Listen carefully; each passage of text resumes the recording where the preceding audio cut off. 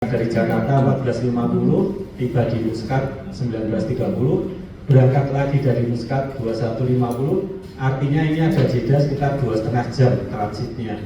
2,5 jam itu cepat banget ya, nggak terasa. Karena kita turun pesawat, naik pesawat, kemudian di Muscat kita sholat di jamaah, kemudian juga pakai kain ihram, nanti ada yang pipis dan lain-lain, itu tidak terasa akan cepat sekali.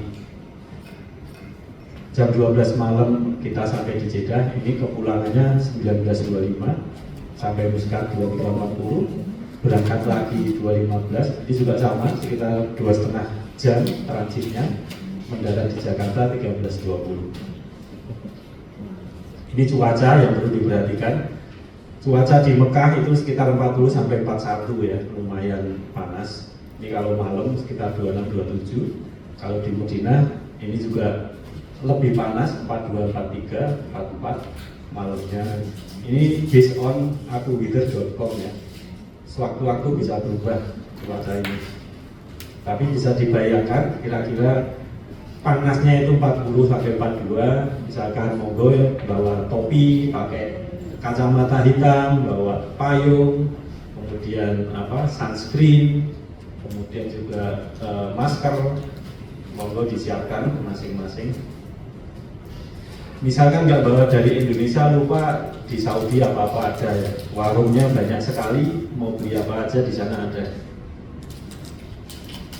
Ini jadwal sholat, jadi kalau subuh itu kira-kira di sana 4:30, kemudian sering juga jamaah ini nggak langsung pulang ke hotel, dia akan nunggu sampai suruh, tinggal di masjid, ambil ngaji, zikir, dan lain-lain. Nanti setelah sholat suruh baru pulang ke hotel, sarapan pagi. Zuhurnya jam 12.25, asamnya hampir jam 4, maghribnya kalau di sini udah ngisak ya 18.50. Nah ini yang perlu diperhatikan, isaknya di sana hampir 8:30. Kalau sih, Oke. maka tadi ada sarapan, siang sore makan sendiri waktu Yang waktu tanggal berapa? ya waktu di Mekah. Jadi semua itu sudah all in ya, pagi, siang, malam itu semua sudah disediakan oleh hotel. Ya, jadi katakanlah jamaah itu nggak bawa uang sepeser pun udah bisa sampai Indonesia kembali. Ya paling sanggup 10 real untuk potong rambut. Gampangnya gitu ya. Semua sudah include full, istilahnya full board. Termasuk makanannya itu kokinya juga orang Indonesia, cuman tidak 100% sama.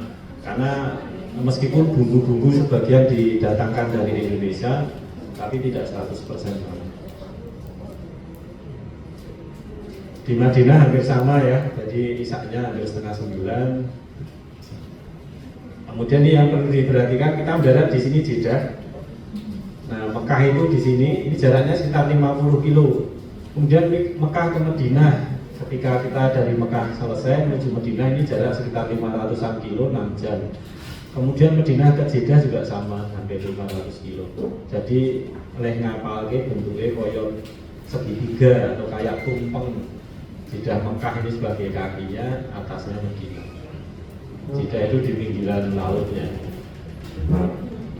Nah ini Oman itu di sini. Oman itu di sini. Jadi kita dari Indonesia itu menuju Oman dulu, dari Oman baru menuju Jeddah.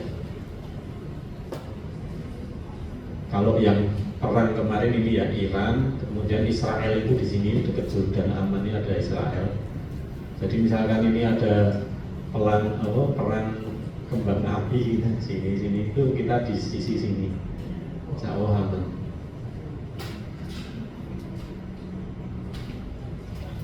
Terus apa yang harus kita perhatikan? Itu satu SAR itu kalau per hari ini Jumat kemarin saya cek sekitar 4325 ya, rata-rata segini. Kita apakah perlu bawa SAR apa tidak? Itu monggo masing-masing aja. Kita bisa beli di bank Syariah Mandiri, BSI biasanya, atau money changer di Indonesia, atau money changer di Madinah, Mekah juga bisa. Atau ini mah justru yang paling murah itu sebenarnya ini, ambil ATM di Saudi. itu rate-nya bagus ya, dibanding kita beli di money changer Indonesia maupun Mekah, itu akan rate-nya lebih bagus kalau kita bawa ATM dan kita ngambil langsung di sana. Cuman kita hanya kena 20.000 sekali ngambil. Jadi misalkan kita butuh belanja katakan 5 juta, ya ambil aja langsung 5 juta. Itu rate-nya lebih murah. Tapi itu kembali ke masing-masing, nanti wah ini kalau malah bingung, aku tak ngijol ke Indonesia wae, monggo, itu bisa fleksibel ya, tapi ada pilihan ini, silakan. Ini imigrasi, nanti paspor itu dibawa ke masing-masing jamaah. Tapi ketika sudah mendarat di Jeddah, di dalam bis menuju Mekah, paspor itu akan kita kolek, kita kumpulkan. Jadi kita simpan ya, jangan sampai hilang. Nanti ketika mau pulang ke Indonesia baru kita bagikan lagi di Bandara Jeddah. Ini untuk paspor. Kemudian ke imigrasi itu nanti ada videonya juga bagaimana cara kita masuk ke imigrasi. Jangan sampai biasanya ya kita itu grup kita masuk di loket itu terus semuanya pada ngikutin di belakangnya, padahal loket-loket sampingnya banyak yang kosong. Nah itu sebaiknya kita spread, menyebar, di mana ada yang kosong kita masuk aja, nggak usah harus di belakangnya teman kita. Listrik di sana kaki 3, kadang ada kaki 3 gini tapi sini model bulat, jadi dimasukin kaki 2 juga ada, juga bisa. Cuman langkah-langkah lebih baiknya kita tetap membawa steker yang kaki 3 ya, adaptor. Kalau yang beli perlengkapan sudah kita sediakan juga. Paket data ini sebaiknya masing-masing, misalnya pakai Simpati, XL atau Indosat, silakan bisa diaktifkan dari Indonesia. Itu nanti otomatis ketika kita mendarat di Saudi akan otomatis terhubung. Kita perlu ini ya, masing-masing punya paket data karena banyak info-info itu yang nantinya akan kita update di grup. Misalkan ada perubahan acara, ada jadwal harus ke Raudhah, itu semuanya akan kita update di grup. Jadi mohon bisa mengaktifkan paket data. Misalkan yang sekamar, misalkan Bapak nggak bawa handphone nggak apa-apa, tapi putranya bertanggung jawab untuk menginfokan. Kira-kira begitu. Terus biar bisa irit itu ketika kita kepengen ngupload foto-foto, memberi kabar ke keluarga atau yang lain, itu sebaiknya kita lakukan saat di hotel. Jadi dapat free wifi dan paket data kita nggak cepat habis. Kita masuk ke obat-obatan, ini sifatnya pribadi. Jadi dari pihak biro itu tetap menyediakan obat-obatan yang sifatnya general, sifatnya umum. Misalkan Bubrek atau apa gitu. Tapi misalkan Bapak Ibu cocoknya dengan Panadol atau yang lainnya, monggo bisa bawa sendiri-sendiri. Dan mungkin yang punya penyakit tertentu, punya obat-obatan tertentu juga jangan lupa untuk dibawa. Tapi yang penting jangan banyak-banyak, karena kalau banyak-banyak nanti bisa masalah di imigrasi. Pernah ada yang bawa obat-obatan itu banyak sekali, ternyata niatnya untuk dijual lagi di sana. Jamu Madura, orang Madura itu sering. Kalau sih ada yang rokok boleh nggak? Nah itu sebetulnya boleh, tapi banyak polisi juga kadang ada rahasia seperti itu. Ada yang pernah bawa slot rokok atau apa, nanti di imigrasi ada yang pernah kena juga. Kemudian kita menginjak ke makanan, ya makanan di sana itu sudah seperti masakan Indonesia, tapi nggak 100% sama. Apabila Bapak Ibu sensitif terhadap makanan, itu monggo ya, bisa bawa dari Indonesia, misalkan abon, rendang, teri, serundeng, sambal pecel, saus dan lain-lain, kecap seperti itu ya. Terus kami mohon jangan sekali-kali mencela makanan, karena ini ada hadisnya juga ya, jangan kamu mencela makanan, apabila tidak suka cukup diam, kira-kira seperti itu.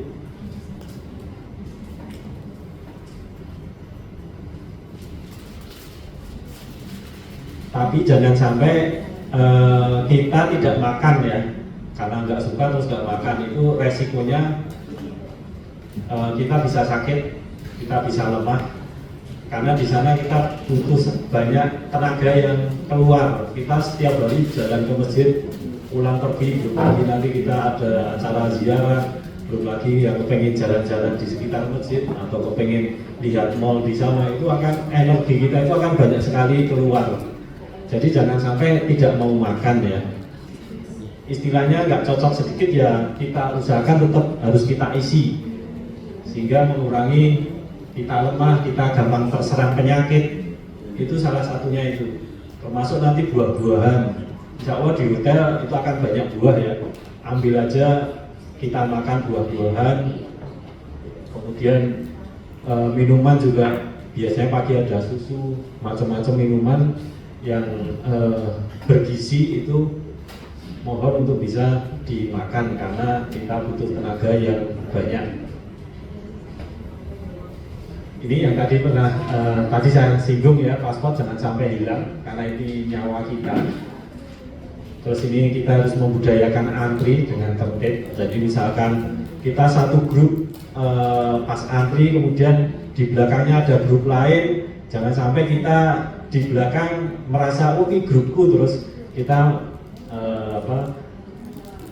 nyelip, istilahnya mendahului grup lain tersebut. Itu jangan ya, kita tetap budayakan antri. Kita orang Indonesia harus membudayakan antri ini. Baik itu saat di imigrasi Indonesia maupun Saudi juga demikian. Ketika kita naik pesawat ya kita santai aja kan. Kalau kita udah antri nggak mungkin kita ditinggal pesawat ya. Juga ketika di lift itu etikanya, adabnya itu kita harus menunggu yang di dalam lift keluar dulu. Jadi misalkan ini pintu lift, kita sebenarnya nggak boleh di depan lift ini ya. Kita sebenarnya di samping sini, samping kiri atau samping kanan. Ketika ada yang di dalam lift, silakan keluar dulu, baru kita masuk. Tapi sering terjadi kita di kiri dan kanan, nanti ada yang di tengah didahului. Itu juga sering. Nah, monggo aja itu taktik kita, gimana caranya kita mengingatkan ke jamaah lain, mohon antri, itu nggak apa-apa. Ingatkan dengan cara yang baik ya, jangan nyelekit, nanti tidak malah jadi masalah. Termasuk ketika makan ya, makan di hotel kita juga harus antri. Kadang biasanya 2 lajur ya, ini makanan, antrinya dari sana ada 2 lajur ini. Biasanya seperti itu. Itu juga budayakan antri. Ini hal-hal yang berhubungan dengan cairan, misalkan bawa aqua. Kalau ini berapa mili ya? 600 ya, otomatis pasti ditolak karena maksimal hanya 100. Biasanya ibu-ibu yang bawa lotion, kemudian bawa minyak wangi, itu tolong maksimal 100 mili yang di kabin pesawat. Kemudian power bank itu nggak boleh di bagasi, jadi malah harus power bank itu di kabin. Gunting kuku, pisau itu masuk di bagasi pesawat. Nah ini sebaiknya untuk perempuan di sana kalau mau jalan-jalan ada yang menemani, jangan sendirian. ID card nanti akan kita kasih dari biro ya. Nah, seperti ini ya ID card, ini ada foto kita masing-masing, ada nomor nama, nomor paspor, ada scan barcode. Ini isinya nanti hotelnya apa, di belakangnya juga ada nama alamat kantor PT Rozi Global Madani, kemudian Hotel Medina apa, Mekah apa, nama mutawif, HP-nya berapa. Jadi ini wajib selalu dipakai ketika Bapak Ibu sekalian mengalami geblasok, itu nanti tinggal nanyakan, kalau lupa nama hotelnya tinggal nanyakan orang-orang kira-kira Indonesia hotel ini di mana gitu ya. Tapi sekarang gampang ya, pakai HP tinggal searching gitu kan bisa juga. Kira-kira seperti itu kenapa ID card ini wajib selalu dipakai.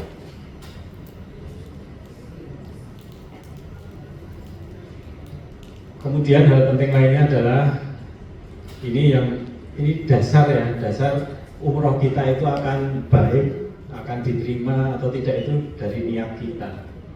Jadi jangan sampai niat kita itu bukan karena Allah, ya, dan selalu update atau perbaiki niat kita, karena kita sudah niat karena Allah dalam perjalanannya kadang kita bangga, oh aku harus umroh, itu kan sesuatu yang membanggakan dan itu wajar aja kita senang, kita bangga dengan saudara kita, itu wajar, tapi harus istilahnya kita press, kita dalam batas tertentu ya, jangan sampai timbul rasa sombong, rasa bangga berlebihan, itu mohon untuk selalu dimonitor, selalu diperbaiki. Makanya harus ketika kita ada rasa sombong, bangga, terlalu berlebihan, kita istighfar, astagfirullahaladzim, ya Allah saya umroh ini niatnya hanya karenamu ya Allah, karena Allah, bukan karena yang lain.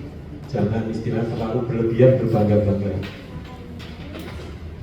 Dia nggak kalah pentingnya, karena umroh itu juga ibadah jasmani sebenarnya, dan juga di samping rohani, olahraga rutin, terutama jalan kaki atau lari, minimal idealnya paling nggak 5 kilo itu bisa jalan dengan santai, tidak terasa lelah, itu insya Allah akan lebih baik, ibadah kita akan lebih khusyuk, tidak terasa capek. Kita di Jogja kemarin sudah 1 kali keliling Mandala Krida sekitar 5 kilo. Monggo yang di kota lain nanti bisa membiasakan diri untuk berolahraga ya. Tapi yang perlu diperhatikan ketika kita sudah mendekati hari H, jangan sekali-kali terlalu capek olahraga, itu berbahaya. Jadi misalkan kita udah terbiasa olahraga seminggu 2 kali atau 3 kali atau 4 kali, nah ketika H-1 minggu itu sudah mulai dikurangi. Cukuplah kita seminggu sekali atau 2 kali dengan jarak yang lebih dekat ya. Jangan sampai capek mendekati hari H. Itu yang mohon dipertimbangkan, karena ada kadang terlalu semangat kita berolahraga, lupa bahwa tinggal beberapa hari lagi kita sudah harus berangkat. Jangan sampai kecapean. Dan juga kita siapkan makan-makanan yang bergizi. Dari sisi rohani kita harus memperbanyak ibadah-ibadah sunnah seperti sholat tahajud, suruh, duha, rawatib, baca Quran, silaturahmi, infak sedekah. Ini feel-nya akan berbeda ya. Ketika kita mau berangkat umroh, kita nggak ada persiapan, kita seperti biasa aja ya, ibadah biasa aja yang kita lakukan sehari-hari. Dengan kita mempersiapkan khusus, kita memperbanyak mendekatkan diri kepada Allah. Itu ketika kita tawaf, kita di depan Ka'bah itu akan lebih terasa, dan biasanya bisa sambil menangis ya, menangis terseduh-seduh. Bukan berarti yang menangis itu lebih baik, enggak, cuman masing-masing kan feel-nya beda-beda ya. Kemudian selalu saling pengertian dan kekompakan dalam grup, ini penting sekali, karena kita istilahnya dalam satu keluarga. Kalau ada teman kita yang kesulitan, kita bantu, kita tolong. Kemudian juga di samping itu mengingatkan dalam suasana kekeluargaan. Kalau ada yang kurang tepat, ya kita ingatkan sehat cepat dengan mengingatkan dengan cara yang baik ya, dengan bahasa yang sopan. Nah ini yang kadang terjadi, memperbesar toleransi saat ketidakcocokan dengan jamaah lain. Ini biasanya di hari-hari akhir ketika kita sudah lelah. Beda ya, kalau kita masih seger-seger gini kan biasanya hari gitu. Tapi kalau sudah lemah itu kena sedikit aja bisa emosi, bisa emosi ya. Itu tolong mulai sekarang mindsetnya, oh besok kalau terjadi gini saya harus sabar, saya harus misalkan harus diem, itu nggak apa-apa. Insya Allah itu ujian ya, ujian dari Allah untuk kita bersabar. Kalau kita bisa melewati ujian tersebut, pahala dari Gusti Allah, insya Allah. Lain-lain tadi sudah kita singgung, jamaah laki-laki di pintu 19. Ini sajadah muka, monggo. Kalau yang beli perlengkapan sudah kita kasih, kalau yang belum untuk dibawa. Karena apa? Karena kita ketika sholat di masjid itu kita nggak tahu sebelumnya tempat sujud ini dipakai oleh siapa. Misalkan jamaah yang kebetulan lagi batuk, pilek, influenza itu kan nanti virusnya bisa nempel di karpet itu ya. Meskipun di sana itu sangat bersih, seringkali tetap sedot debu itu sering, tapi yang namanya bakteri itu bisa aja tetap menyerang kita. Jadi alangkah lebih baiknya membawa sarjana muka agar kita mengurangi resiko ya, bukan menghilangkan tapi mengurangi. Kemudian perbanyak minum, makan dan minum, tadi sudah kita singgung karena kita banyak aktivitas. Kemudian karena kita di sana panas, musim panas, kita monggo yang mau pakai kacamata hitam boleh, pakai topi boleh, pakai payung, pakai sunblock, pakai masker ya. Ini perlu juga kita pakai masker karena nanti ada misalkan saat ziarah kita banyak di daerah yang berdebu, itu pakai masker dianjurkan. Kemudian konsumsi air zam-zam, mumpung kita di sana zam-zam itu gratis dan kita harus banyak minum agar tidak terkena dehidrasi, maka kesempatan kita memperbanyak minum air zam-zam. Kalau saya pribadi biasanya minum air zam-zam itu bisa sehari 10 kali. Ketika kita mau masuk masjid sebelum sholat kita minum, selesai sholat kita ngambil zam-zam lagi, minum lagi, udah pulang ke udah, terus nanti ke masjid, misal tadi subuh duhur gitu lagi, sebelum sholat minum, setelah sholat minum, itu kan udah 10 kali ya. Tapi jangan asal minum hanya untuk dehidrasi. Air zam-zam ini kan banyak khasiatnya. Jangan lupa kita berdoa. Mungkin yang belum punya jodoh, pengen punya jodoh, Mbak Karisma sudah punya? Iya. Yang sudah punya jodoh jangan cari lagi ya. Oh iya, anaknya Mbak Iva ada 2 ini juga, tapi masih SMA ya, Iva ya. Oh udah kuliah. Oh, udah gede nggak terasa. Itu kemudian udah selesai untuk ini. Monggo kalau ada yang ditanyakan. Kalau nggak ada kita lanjutkan lagi sebelum materi manasik, karena ini Ustadz Tasim sudah masuk. Oke, Pak Yanto. Kalau mesin kan pakai sudah masuk. Ya, biasanya ada 2 pilihan. Sandal pasti juga masuk. Pilihan yang pertama ketika masuk di sana ada rak-rak sandal itu banyak sekali. Kita letakkan di situ, kita sholat, pulang kita ambil lagi. Cuman yang sering kejadian lupa nomor piro, padahal raknya banget, ganggannya banget. Itu sering kejadian, makanya kalau saya pribadi biasanya sandal itu saya masukkan di tas kita taruh di depan kita waktu sholat. Pakai plastik boleh, pakai tas boleh. Nah, pakai waktu tawaf itu boleh ya, pakai sepatu itu boleh, tapi mohon karena itu tempat untuk sholat, ya kita harus tahu diri ya. Mungkin sepatunya harus dibersihkan dulu. Kenapa? Sa'i juga boleh. Boleh ya Ustaz Tasim ya? Boleh. Ya, kaos kaki juga boleh, tapi hati-hati, kaos kaki itu bisa licin, lunyu, bisa terpeleset. Kalau pakai sandal atau sepatu itu boleh, cuman ya itu kami wanti-wanti karena itu tempat sujud, tempat sholat, pastikan bersih, suci ya, itu harus dipastikan.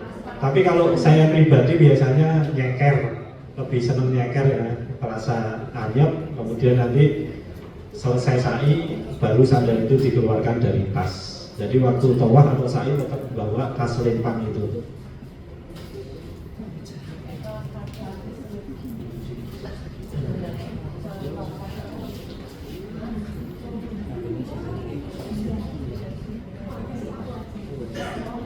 Tidak terasa udah jam 10.04 ya, kita masuk ke perlengkapan umroh. Ini juga kemarin sudah saya share di WA group ya. Jadi perbekalan kita itu terdiri dari koper besar, kemudian ada tas ransel atau koper kabin. Koper kabin ini perlu diperhatikan maksimal 20 in dan beratnya hanya 7 kilo. Kemudian tas lempang kecil ini yang bisa untuk tempat sandal ketika kita di masjid, lalu ketika berangkat ini bisa untuk tempat paspor. Pastikan paspor ditempatkan di tersendiri. Jadi ada 3 ya perusahaan kita. Nah ini perlengkapan umroh itu baju ihram, perlengkapan mandi itu seperti ini, kemudian perlengkapan ibadah itu ada mukena, sarung, berdoa, al-Quran. Bapak-bapak sarungnya cukup 1 atau 2 buah. Misalkan kalau 2 buah yang 1 dipakai di Madinah, satunya dipakai di Mekah boleh.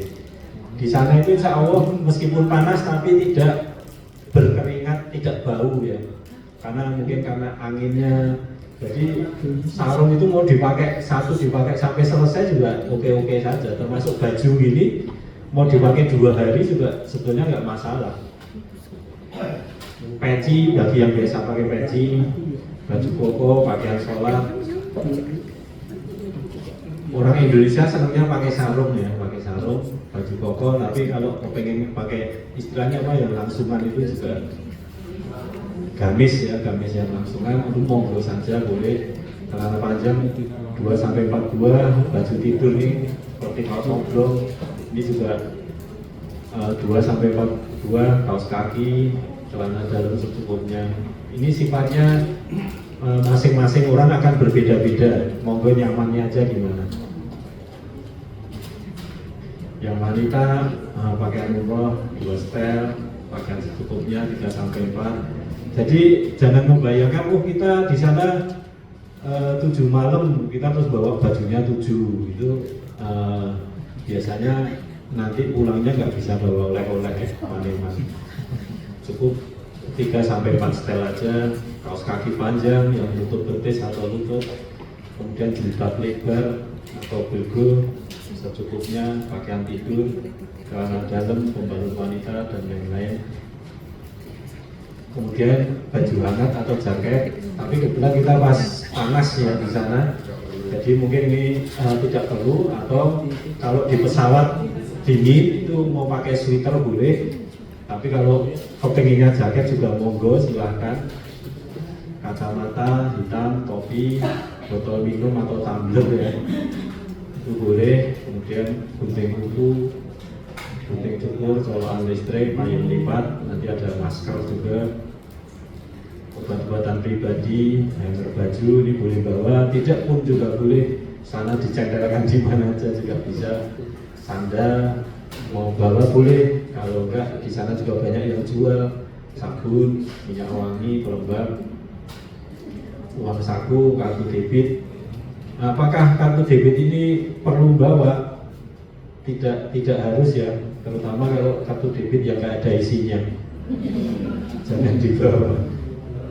Kemudian ada ini nggak suka di sana, abon rendang, tadi sudah kita singgung, lain-lain yang diperlukan. Jadi yang tas ransel boleh, pakai tas ransel atau koper kecil juga boleh.